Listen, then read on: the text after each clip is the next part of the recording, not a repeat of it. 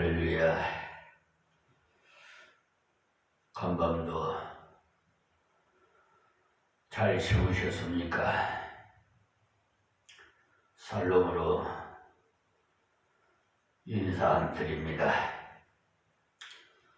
오늘도 이 새벽 기도 시간 우리에게 주신 하나님의 말씀 마태복음 강해 설교로 10장 40절에서 42절 말씀을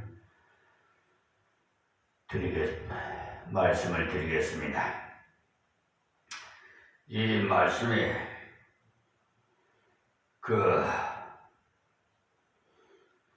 핵심은 주의 제자로서 주님이 명하신 대로 걸을 때 대적자도 있으나 영접자도 있으므로 더욱 감사함으로 따르라는 말씀입니다. 40절 말씀이에요. 너희를 영접하는 자는 나를 영접하는 것이요 나를 영접하는 자는 나 보내신 이를 영접하는 것이니라. 그러니까 우리가 주님 방식으로 주님 모습으로 걸어갈 때 주님을 영접했던 사람, 주님을 사랑하는 사람을 우리를 영접한다는 것입니다. 그러니까 우리는 하나님 앞에서 하나님께서 주신 걸음으로 걸어간다고 해서 사람들이 우리를 다 지지하는 것도 아니고 다 반대만 하는 것도 아니라는 말씀입니다. 그러므로 다 지지하리라고 기대하지 마시고 다 반대하리라고 염려도 하지 마시고 오직 십자가의 표대만을 향해서 하나님께서 주신 복음의 사역을 묵묵히 흔들림 없이 진행하시기를 바랍니다. 하나님께서 우리에게 치우치지 말라고 하신 말씀이 성경 곳곳에 명시해 놓았습니다. 그렇지 않으면 영접하는 사람에게는 그만 퍽 빠져서 몰입이 되어 꼼짝 못하고 반대로 대적하는 사람에게는 그만 적개심을 가지고 심히 미워하는 그런 양극화의 현상이 일어나기 쉽습니다. 지금 이 나라에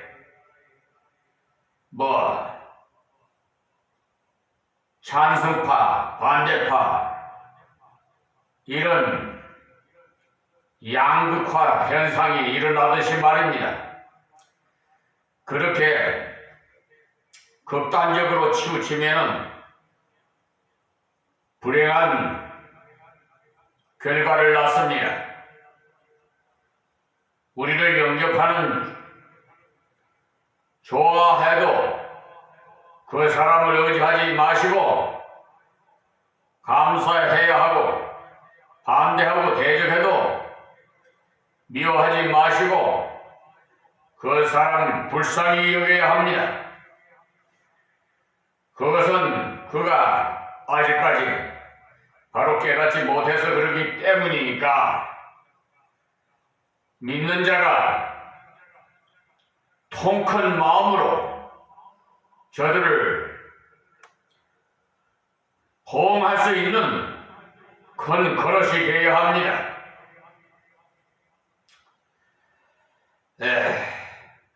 그러니 주의 제자를 영접하니 주님을 영접하는 것이요 주님을 보내신 하나님을 영접하는 것이라는 사실을 아시고 주의 제자는 주님과 같은 처지에 이르는 것을 영광스럽게 여기십시오. 우리가 복음 사역을 감당하다 보면 영접하는 사람이 있고 대적하는 사람이 있을 때 참으로 예수의 이름 때문에 자신이 이런 대접을 받는다는 사실을 아시고 영광을 하나님께 돌려야 합니다. 그러나 야, 나도 이제 어지간히 인정을 받는구나 이렇게 생각하면요, 그것은 아주 꼴불견인 것입니다. 그저 우리는 예수의 이름, 그 이름 때문에 자식 감히 이런 정도의 대접을 받는구나, 이것이 제자의 마땅한 태도인 것입니다. 저는 목사이기 때문에 어떤 경우는 연세가 아주 많은 분으로부터 웅숭한 대접을 받을 때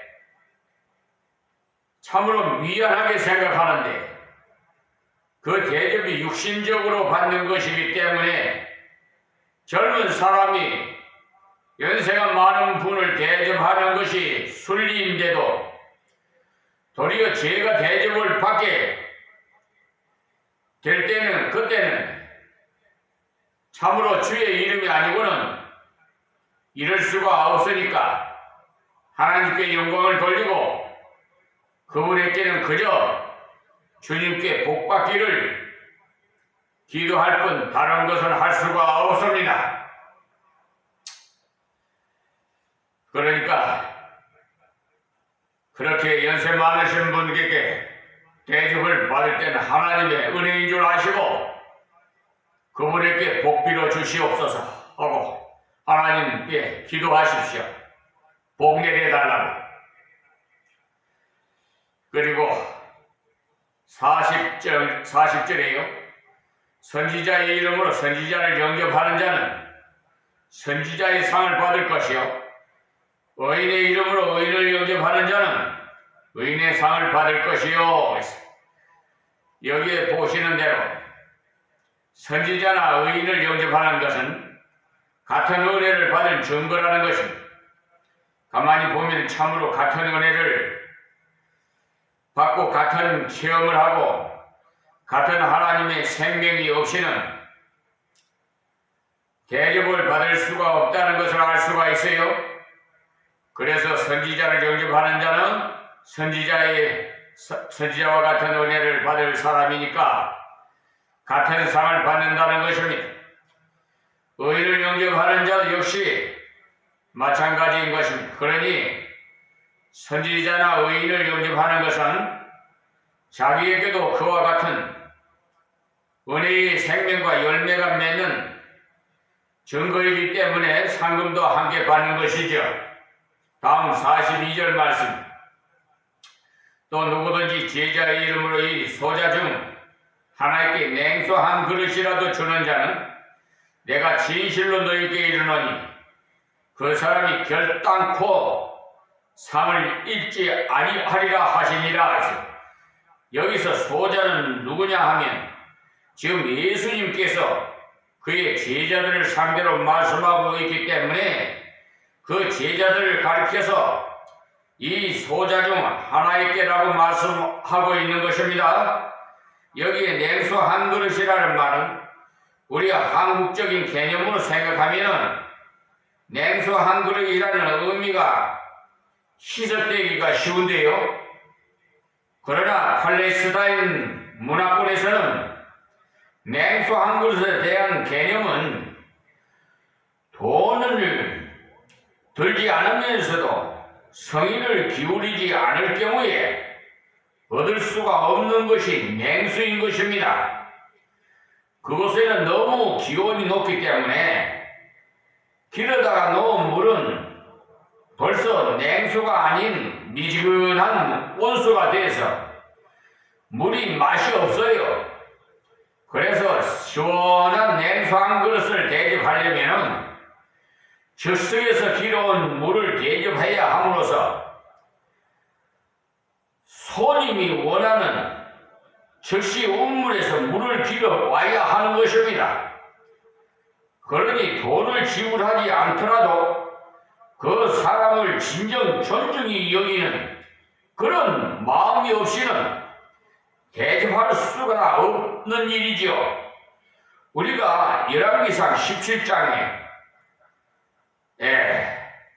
시돈에 속한 사르밧 땅에 거하는 한 과부가 하나님의 종 엘리야를 공개한 기사를 볼 수 있는데, 그때 엘리야가 사르밧 땅 과부에게 제일 먼저 요구한 것이 바로 냉수 한 그릇을 청했던 것입니다. 그때 상황이 얼마나 어려운 때이고 하면 3년 6개월 동안 비가 오지 않을 때인데, 그때는 시일이 그렇게까지 육박해 있지 않을 때 물 한 그릇을 요구했던 것입니다. 그때 그 여인은 엘리야가 하나님의 종인 줄 알았기 때문에 엘리야의 어려운 부탁을 거절하지 않고 물을 길러 오려고 돌아서는데, 다시 불러서 떡 한 조각을 더 가져올 것을 청하니까 이 여인은 마지막으로 남은 통에 가루 한 움큼, 병에 기름 조금 있는 최후의 식사 한 끼뿐밖에 없다고 했을 때 그것을 자신에게 먼저 제공하라고 했어요. 그런데 그때도 보시면 엘리야가 절대 무리한 요구를 하지 않는 것이 뭐냐 하면, 그렇게 할 때 나 여호와가 비를 지면에 내리는 날까지 그 통의 가루는 다하지 아니하고 그 병의 기름은 없어지지 아니하리라 하셨느니라. 열왕기상 17장 17절에 이렇게 먼저 약속의 말씀을 주신 것입니다. 그 여인은 그 말씀의 약속을 믿음으로 가서 순종했던 것입니다. 그랬더니 그 약속대로 그 일이 일어났던 것입니다. 그러니 여기에 냉수 한 그릇이라는 것이 이 지방의 개념으로는 아주 적은 것이지만은 참 마음을 기울이지 않고는 할 수가 없는 것이기 때문에 절대로 상을 잃지 않는다는 것을 말씀해 주신 것입니다. 지금도 마찬가지로 우리가 조그마한 봉사라도 정말 하나님을 사랑하고 주님을 사랑하는 마음을 전폭적으로 기울여서 하는 것은 모두가 다 상금을 잃지 않는다는 것을 아십시오. 그러니까 아무리 작은 것이라도 올바른 자세로 봉사한 것은 반드시 하나님 앞에서 상금이 있다는 것을 명심하십시오. 그러니까 규모가 큰 봉사를 했다, 많은 분량의 일을 했다는 이것이 중요한 것이 아닌 것이, 아무리 크고 많은 일을 해도 하나님의 말씀대로 하지 않은 것은 그 나라에 가면 아무것도 없는 것입니다. 그러나 냉수 한 그릇이라도 참으로 주의 이름으로 바르게 드려보면은 다 남는다는 것입니다. 그러니까 하늘의 나라의 상금이 기록되어 있다 이 말씀이에요. 결론을 보시겠습니다. 제자의 삶은요, 곧 주님의 삶을 생활 속에서 실천해 나가는 삶입니다. 그러므로 주님의 처지가 곧 나의 처지가 됨을 아시고 환영이나 반대에 요동하지 마시고 한결같이 주의 말씀대로 걸어갈 때는 바로 주님과 같은 처지에서 환영을 받기도 하고 핍박을 받기도 하는 것을 아시고 오히려 그것이 영광스러운 것임을 깨달으시고 걸어가라는 것을 부탁드리고 싶습니다. 그리고 성도의 삶은 이생 중심이 아니요 영원한 내세 중심이 되어야 합니다. 그러므로 우리 교회가 계속 일깨워야 되는 그 목적은 사람들을 가다 보면 땅을 중심으로 걸어가기 때문에 쉽지만 그럴 때는 바로 궤도 수정이 불가피하기 때문에 이 말씀을 통해서 일깨워서 우리가 땅 위의 것에 정신이 빠지지 않도록 해야 한다. 이 말씀을 부탁드리는 거예요. 그것을 위해서 하나님께서 교회에 가르치는 자를 세워놓은 것입니다. 그렇게 웃기고 코미디 역할 하라고 세운 것 아니고 또 저렇게 양극화 현상을 만들어 부추기는 정광훈 목사같이 하나님 꼼짝마 내 손에 죽어 이런 몰상식한 하나님을 대적하는 그런 자가 무슨 태극기 부대니 뭐 성조기를 흔들고 윤석열을 뭐 지켜야 되겠다고 뭐 탄핵 반대 시위를 하고 이번에 보세요. 그렇게 선동하니까 지금 서울 서울지방법원에 극우파들이 말이에요. 그냥 들어가서 윤석열 대통령 그 구속영장 발부한 판사가 어딨어? 그냥 하면서 삼층이고 어디고 튀어다니고 법원을 그냥 건물을 파괴를 시키고 그 무슨 짓거리야 그게? 그것이 폭동 아니에요? 그것이 불량배들이 그러니까 악한 마귀 사탄들이 그러는 짓을 하는 거예요. 하나님은 평화적으로 나가요. 질서의 하나님이에요.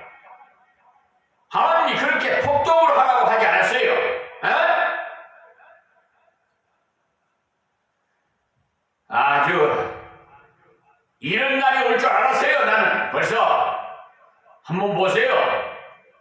하나님 예수님께서 재림하셔서 마지막 심판할 때 여러분들이 어떤 책망을 받고 어떤 판결을 해서 처지에 당하는지 명명백백하게 드러날 것이에요.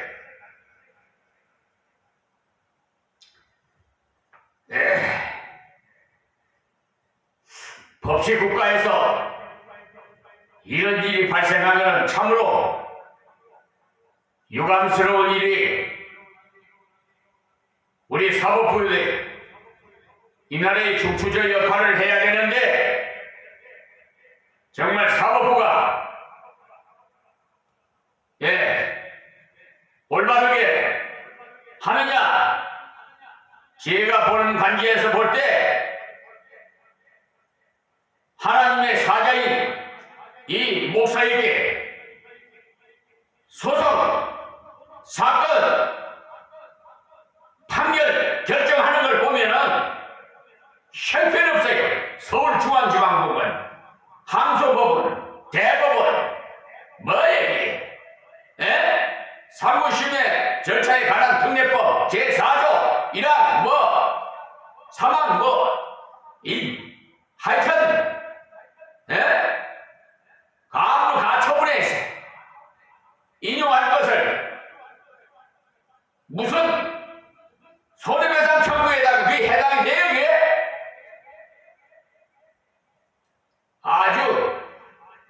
놓지 못한 그런 자들이 대법관에 앉아있는 한 이 사법부는 정말 하나님의 심판을 받을 거예요.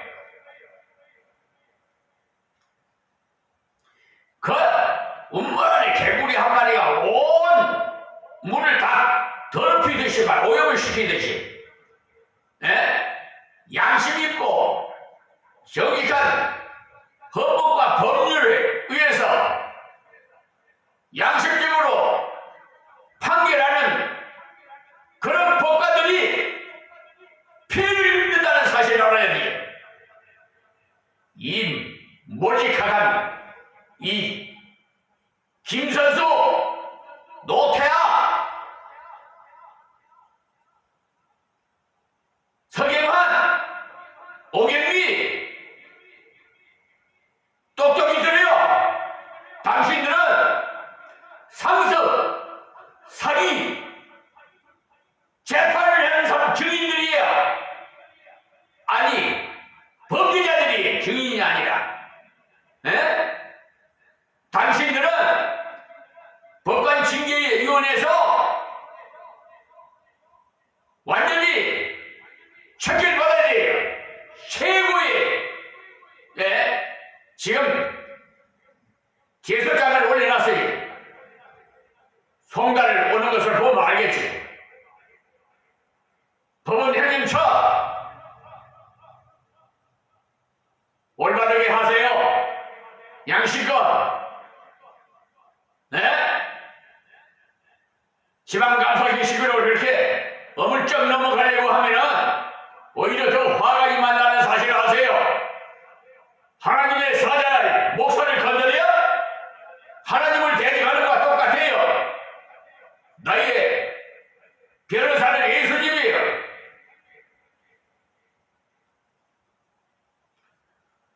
지금 내일 모레 항소법원에 가는데요.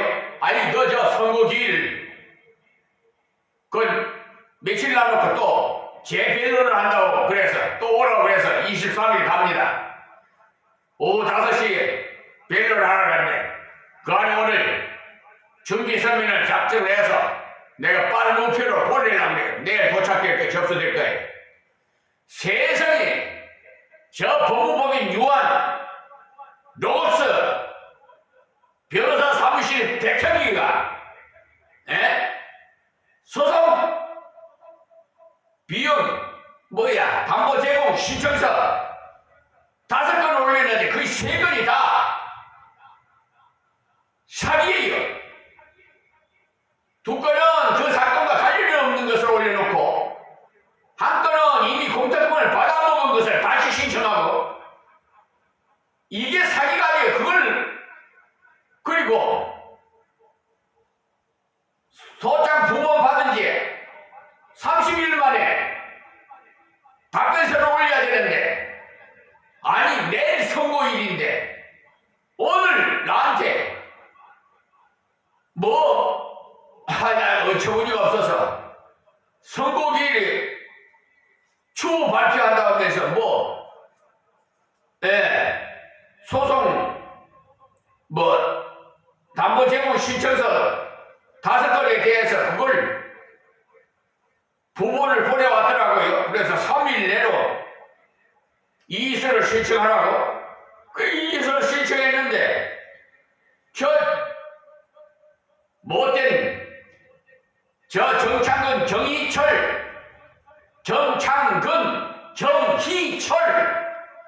정희철입니다.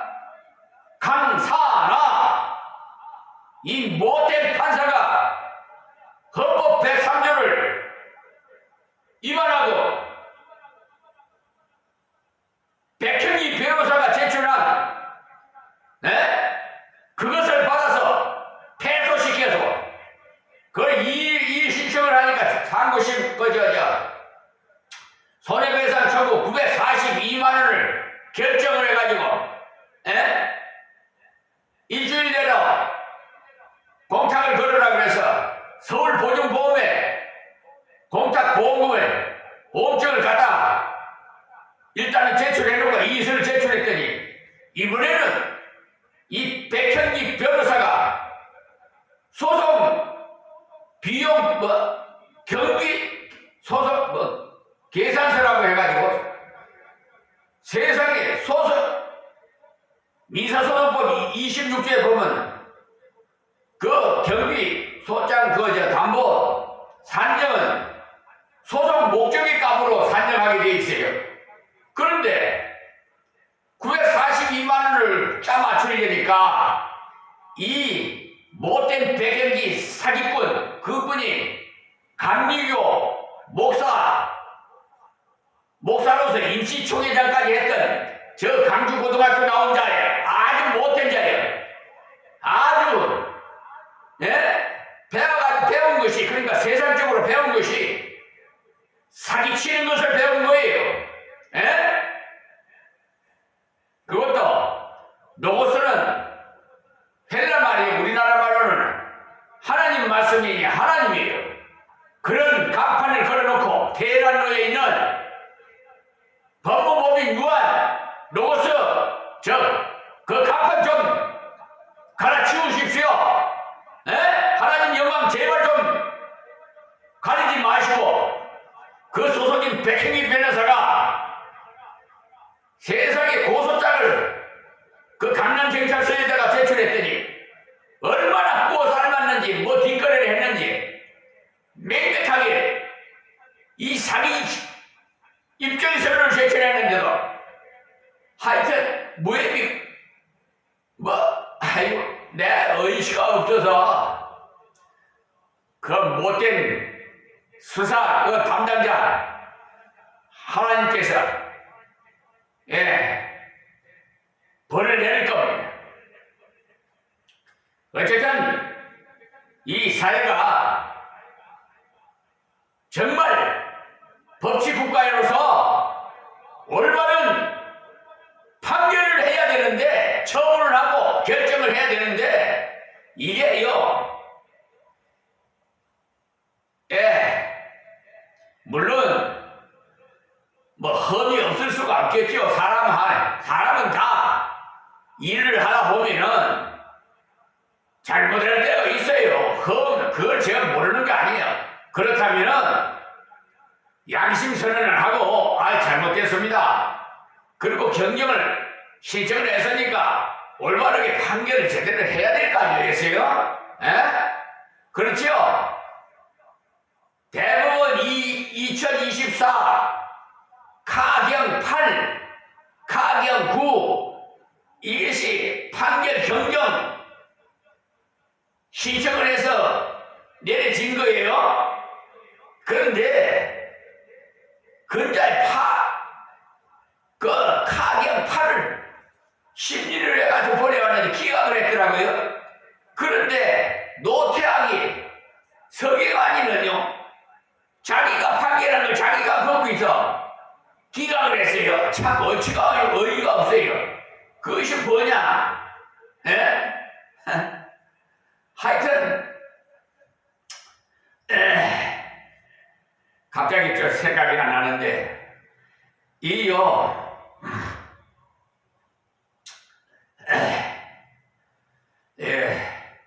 하여튼 저들이 하는 짓은 제가 끝까지 이 생명이 다하는 데까지 끝까지 파헤칠 거예요. 하여튼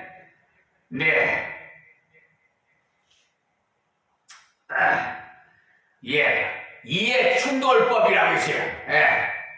이해충돌법. 자기가 판결한 걸 자기가 또 하면 그게 되겠어요? 이 몰직한 애들이. 하여튼 제가 일주일 내로 그 판결 보내라고 했는데 안 보내면은 기관에 대법관이나 법원장이나 저 인권위에다 다 올릴 거예요. 내가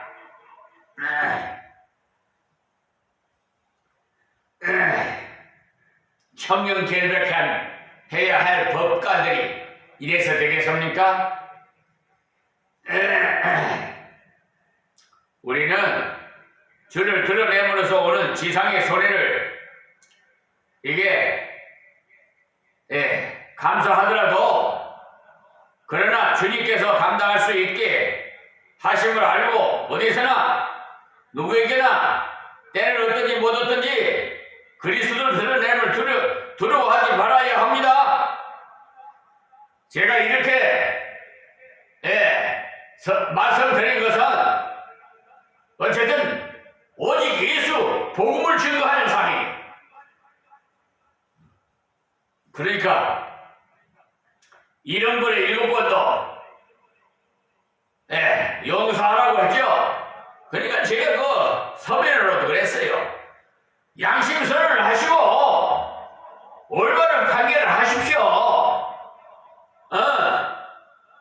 그러면 용서하지 않겠어요? 그런데 저들이 자존심은 있어서 그럴 수가 있나요? 지금? 지금 잘못하면은 저 감옥에 갇힐 판인데, 그렇죠? 어딜 가든지 먼저 저는 예수를 믿습니다 라고 드러내시고 시작하면 아주 쉽게 정복해 나갈 수가 있어요. 그리고 적당주의를 배제하고 타협 없이 주를 따를 때 많은 고난이 가장 가까운 가정과 가족에서 온다는 것을 아시고, 그러므로 주님을 사랑함이 어떤 존재보다도 앞서야 된다는 것을 최우선순위에 놓으세요. 저 미국 트럼프 대통령은 최우선을 국익을 위해서, 자기 나라를 위해서, 이거는요 하나님 법이 아니에요. 동맹국을 약소 국가를 도와줘야지. 지난번에 카톡으로 어느 목사님 보내왔는데 보니까 하나님 말씀을 회복을 해야 된다고 이렇게 유튜브에 보니까 옳은 말을 했어요. 근데 말 다르고 행동 다르고 이중말이 한 입에서 이중말을 하는 거예요. 아시겠어요? 트럼프도 한번 맨 맞을 수도 있어요. 잘못하면 하나님 앞에. 아시겠어요?